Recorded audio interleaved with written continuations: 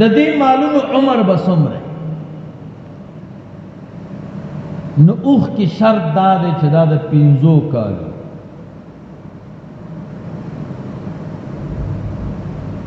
غوا غوې میخه سنډا دې کې شرط دا دی دا به د 2 کالو اوزو سیرلی کی شرط دا دی دا به د 1 کالو که یو رزم کمو نه پکې پوزو سیرلی کی کدوم رغټو چې جمعه ته نشو راځي نه پکېږي چې کله خو په پسه کې ګډ ورته وایي پسه ورته وایي دا که د شپږو میاشتو خو صحت دومره ښه چې د 1 کال د پسه سره تا ودرو فرق نه کېده نو بیا پکې دا خصوصیت یوازې د پسه نو دومره عمرونه ورته پکار دي خو دلته ورته یو خبره کوم دا څوک چې مالونه خرڅوي تاسو ښه خلک یې دوی رښتیا ډېره وایي دروغ نه وایي ښه خلک نو ته چې بازار ته لاړ شي او مال اخلي سیرلی اخلي غویې اخلي میخ اخلي هغه سړی درته قسمونه کوي چې عمر یې پوره دی نو خو اکثر خلک خو رښتیا ډېره وایي نو ته به د هغه نه منې چې شک دی ورباندې بعضې خلکو مالونه ساتلي تجربه یې ډېره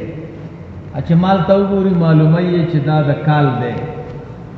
خو که نه معلومېده چې دا د 2 کالو دی دا د کال دی بې د معلومات اسانه طریقه غاښونه دي که غاښونه یې راوتلي وو شکي مال کې یادوي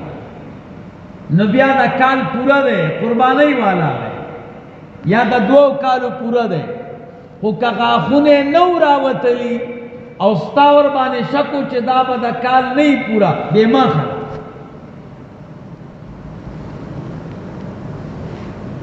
ځکه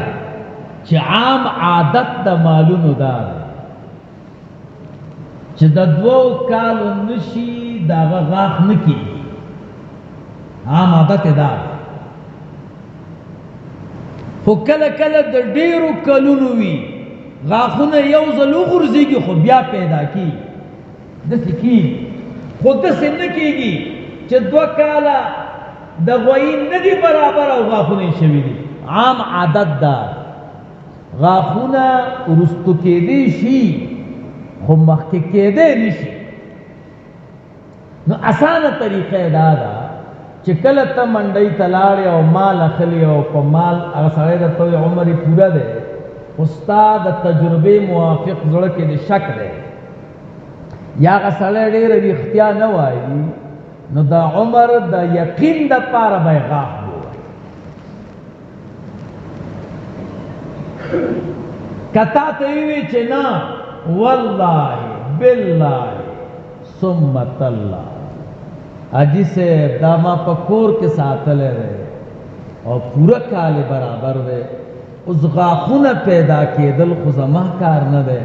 دا خو د رب کار په قسمونو ته ولې اعتماد لري نو زه ورته چل ښیم دا یاد ساتئ کم مال چې د ورځې پیدا شي کم مال چې د ورځې پیدا شي نن پیدا شي د ده غاښونه راځي 2 کاله بعد کم مال چې د شپې پیدا شي راتلونکې شپه باندې د ده غاښونه پیدا کېږي 2.5 کاله بعد دې کاکانو پوښتنو کې چې وکاکا قسمونه خو د ډېر بیان کړ کلونه پوره دي او عمر یې نه دی دا غاښونه نه دي راغلي تاسو کور کې پیدا شوی دی کور کې مې ورته د ورځې که د شپې دا غوا چې د لنګېدا یا میخه دا د ورځې لنګه وه که د شپې لنګه وه که تا ته یې وي د ورځې لنګه وه ورته دروغ وایې د خدای بنده که درته وي د شپې لنګه وه بیا رښتیا وه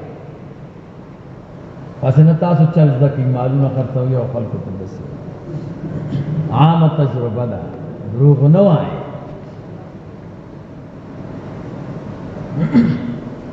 نو د عمر د یقین د پاره دا غاښونه ښکاره کېدل ضروري دي نور داسې نه ده چې عمر یې پوره دی او غاښ یې نه دی شوی پې نه کېږي نه کېږي پې خو چې ستا پوره یقین پیدا شي چې د عمر پوره دی یا مونږ او تاسو قرباني کو او په کور کې مو یو مال پیدا دی مونږ ته ښه یقین دی او په خپله یې حلالو بیا خو سړي ته معلومات دي نو که غاښ یې نه وي شوی خو تا ته یقین دی نو قرباني ورباندې کېږي خو عام منډۍ کې خو خلک دروغ وایي نو د یقین پیدا کېدلو دپاره غاښ ضروري دی چې غاښ به یې ګورې که غاښ یې راوتلی و رښتیا وایي که غاښ یې نه و یا دروغ